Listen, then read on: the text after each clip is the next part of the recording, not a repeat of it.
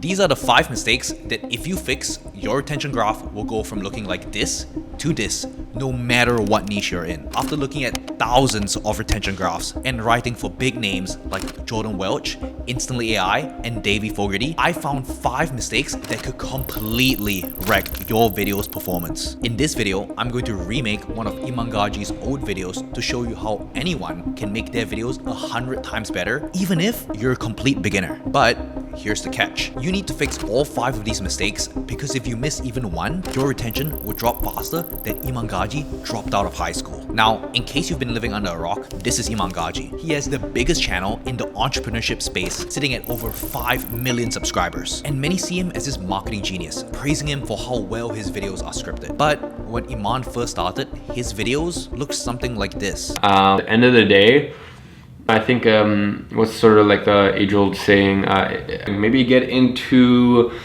Yeah, not great. The first and most obvious mistakes that Iman makes is one that I see many beginner YouTubers make today. Pay attention to the first 10 seconds of his video.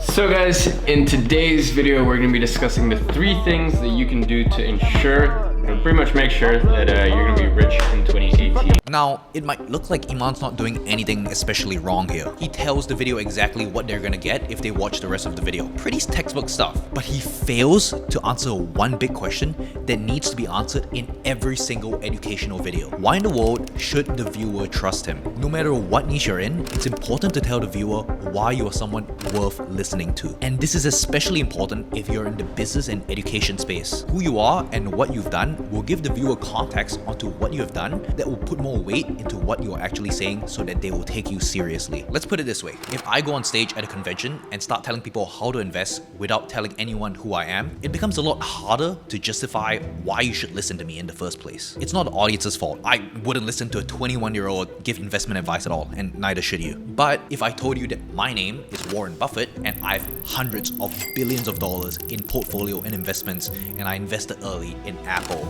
and Coke and all of his other investments, you'd probably start to listen to me. You can give the exact same presentation with the exact same information, but whether you actually hook the viewer in by telling them what you've done will determine how the viewer perceives what you say next. So if I was Iman from 8 years ago, I would rewrite the script to say something like this in the hook. I scaled my business from $0 to $30,000 a month, and I'm helping thousands of entrepreneurs do the exact same with this YouTube channel. And in this video, I'm going to show you how to guarantee that you never go broke. Obviously, he'll say it in his Iman voice, but that hook is already 100 times better than what he said. And if you don't already have huge achievements that you can boast, another way that you can establish authority is by putting in an absurd amount of time and effort into one thing that people start to see you as an expert. This could be reading hundreds of books and summarizing them into your top 10 learnings, or saying Logan Paul 100,000 times, or if you're a YouTube scriptwriter, let's say writing 1,000 scripts and documenting your learnings. Oh, would you look at that? The next mistake that Iman makes has less to do with the content of the video, but more to do with the format of the video. In fact, by just changing one single word in his hook, Iman could have easily doubled his retention. Iman's video is on the top 3 tips to get rich. And a big problem with these top 10 or listicle type videos is that usually the viewer doesn't have an incentive to stay from start to end. The viewer might just watch tip 1 and tip 2 and then skip the rest of the video because they don't think there's anything more valuable. There's no built-in suspense or fear of missing out to keep them engaged. This is called segmentation loss, which happens when the viewer drops off because they feel like they've gotten enough value from the video. And segmentation loss can cause your retention graph to look like a staircase and ruin your dreams of YouTube freedom. But the good news is there is a simple fix. Instead of positioning your video as a list of tips, you can position your video as a 3-step formula or roadmap that the viewer has to follow in order to get their dream outcome. And you want to write it in such a way that each step builds on the next one. This way, the viewers won't want to skip any part because they feel like they're actually gonna miss out on something. Think of it like assembling a piece of furniture from IKEA. If the build a chair manual tells you to go from step 1 to step 2 to step 3 to step 4, you won't actually skip step 2 and go straight to step 3 because you know that if you skip step 2 and you go straight to step 3, your chair will completely fall apart and you have to restart your build. So you can do the same thing in your video. You need to make the viewer feel like if they miss even one part of your formula, the whole thing crumbles apart. And in Iman's case, all he had to do was add one sentence sentence to his intro. It could be something like, I'll show you the 3-step roadmap to get rich in 2018. But the key is to apply all 3 steps, because if you skip even one, the whole strategy falls apart. Just this one line and you'll set expectations clearer for the viewer, and your attention graph will become flatter. The third mistake that Iman makes is so common and so obvious that it becomes easy to overlook. In the intro, Iman tells the viewer that there are 3 things that they need to do if they want to get rich in 2018. These 3 tips are the main reason for the viewer to stick around and watch till the end. It's the big reward, or what we call the major payoff. You want to keep the viewer hooked for as long as possible, because once the viewer gets this major payoff, they're gonna click off and watch another video because they've gotten what they've come for. If you break down Iman's video into an outline, the main payoffs of the video are to number 1, diversify your income. Number 2, build a personal brand. And number 3, invest your earnings from the business into other assets. And if you watch each segment at the start of the payoff, you'll notice one thing. Diversify your income stream. Build a personal brand. Take all the money that you've made from your online business and invest it somewhere. Do you see the mistake here? Let me put it like this. Why do most people watch soccer matches live? Is it because they love the game? Yeah, partially, but it's also because you don't know 100% which team is going to win. The payoff is unknown, and there's an element of uncertainty and excitement there. And compare that feeling to watching a replay of the game the next day. You already know the result, you know which team has won, so it's kind of lame. You don't really feel like watching it, and the energy and the excitement isn't quite there, which is the exact mistake that Iman makes here. When you review the payoff at the start, like saying, oh, the first point is XYZ, XYZ, the viewer already knows exactly what you're going to be talking about, and there's less reason to stick around. Instead, what you want to do is build up the payoff and reveal it at the end of each section. And the best way to do this is with the what, why, how framework. First, you want to explain why the point is important to the viewer. This is where you can build intrigue and curiosity with storytelling and analogies, which will also allow you to explain the point in a simpler way. And finally, show how it works. In Iman's video, the build a personal brand section, he starts off by telling you that, oh, the next thing that you need to do is build a personal brand. Then he explains why you should do it, and finally, he gives 1 or 2 actionable tips on how to actually build the personal brand. So you can see here, he does a what, why, how. But instead of leading with the payoff and switching around certain sections, you can rewrite the lead by saying something like this. The next point that I'm about to talk about is something that all billionaire entrepreneurs have been doing for the past 30 years to build their empire. And I've done the same, which has allowed me to network with 7 and 8-figure entrepreneurs. If you're not doing this right now, honestly, you're just playing the online money game on hard mode. After this, Iman could have reviewed the payoff and followed with tips on how to actually build the personal brand. Can you see how in my rewritten lead, there is a build up to the payoff without just revealing it from the start? And this gives the viewer a reason to watch till the end. Just by making a simple change in the script structure, you keep the viewer hooked and curious as to what you're going to say next. But honestly, even using the why, what, how framework and avoiding segmentation loss is not enough to save the script if we don't fix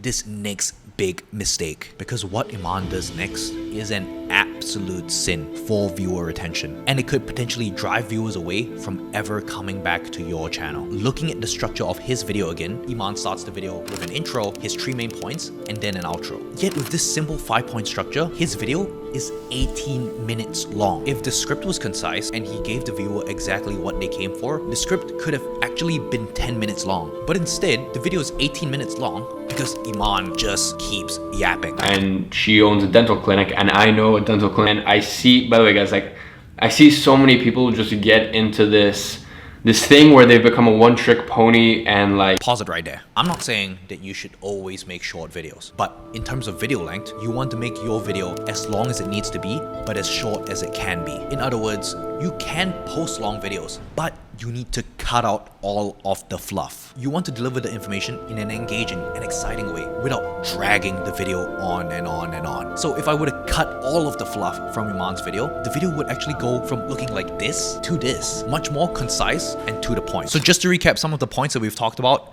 number 1 is to lead with credibility. Number 2 is segmentation loss. Number 3 is payoffs at the end.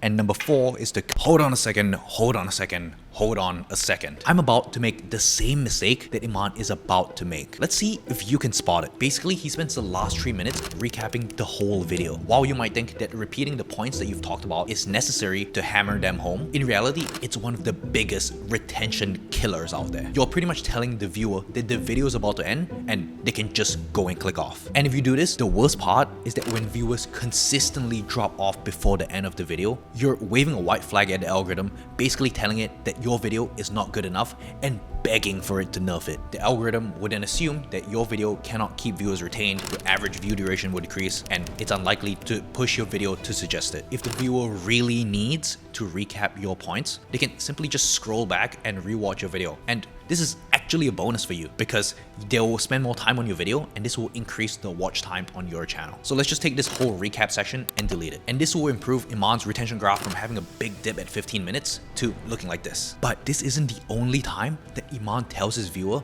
that the video is just about to end. In fact, just a few seconds later, he makes the exact same mistake in his outro. It's only a 3-second clip, so pay attention. And yeah guys, that's about it. This 3-second clip looks insignificant, but actually caused him another huge retention drop. What he just did is what I call an outro bomb. There are still 2 minutes left in the video, and Iman has basically told the viewer once again that hey, there's nothing more to watch in this video, you can click off and watch something else. And it's not only Iman who keeps dropping these outro bombs everywhere. I've seen hundreds of creators, even the most experienced ones, make the same mistake over and over and over again for years on end. When viewers reach the outro of your video, the first thing they think is, okay, there's nothing more to this video. Let me minimize your video and find my next dopamine hit from the next YouTube video. This is why your retention graph looks like it falls off a cliff towards the end if you fumble the outro. Instead of dropping an outro bomb, there is a simple trick that you can use in the last 30 seconds of your videos to boost your watch time, trick your viewers into accidentally watching your whole channel, and signal to the YouTube algorithm to push your video to more people. You can do this by directing your viewer to click on the end screen element to watch another video on your channel. But most creators who know to put an end screen don't even do it the right way. They'll just say something like, oh, if you want to write a killer script, go click on this video over here. The problem with scripting the call to action like that is that you're not giving the viewer a reason to click on the next video. And if there's no reason for them to follow through, they won't actually do it. So it's no wonder that your end screen element click-through rate is 5%. But on some of my videos, I average 15% to 17% end screen element click-through rate just by following this framework I'm about to show you. Your goal is to create a connection between the current content of the video and the next video that they're about to click. So that way they feel like if they don't click, they're actually missing out on important information. And if they don't have this piece of information, they won't be able to achieve their dream outcome. And if you want to create this feeling of FOMO, who else better than to learn from the geniuses themselves, Netflix. Think of the last time that you were watching a TV show on Netflix. You probably told yourself, oh, just one more episode and then I'm gonna go to bed. But then at the end of the episode, something crazy happened. The cartel got taken down, some boyfriend just killed their girlfriend or whatever's happening, and now you just have to find out what happens next. And before you know it, you're binging the whole season and you have another night of 2 hours of sleep and the day is completely over. On YouTube, you can do the same thing by building curiosity at the end of your video and then directing viewers to click on the video that you recommend them. So if Iman wanted to do a call to action to another video on his channel, he could have said something like, but wait, none of these 3 tips will even matter if you don't avoid this one trap that will stop you from making real money. If you want to know what this trap is and how to avoid it, click on this video over here. When you script your video like this, the viewers will start to think, oh shoot, what is this trap? And have I already fallen into it? Okay, I probably need to learn what this is. And then they'll just click on the other video. And just like that, you can turn your outro bomb that ruins your retention into a call to action that increases your watch time. Now, if you don't want to make the same mistakes that Iman made when he first started out as a YouTube creator and actually become a better scriptwriter, that's exactly what we teach in the Freelance Scriptwriter Academy. The whole course is about how to write scripts for documentary, storytelling, and education channels. You're gonna get my exact frameworks and templates that I've used to get hundreds of millions of views for the top creators on YouTube. So if you want to take YouTube scripts seriously, click the link in the description to join the waitlist and I'll notify you when I launch the Freelance Scriptwriter Academy in December. But wait, there's something I didn't tell you at the start of the video. Fixing these mistakes alone is not enough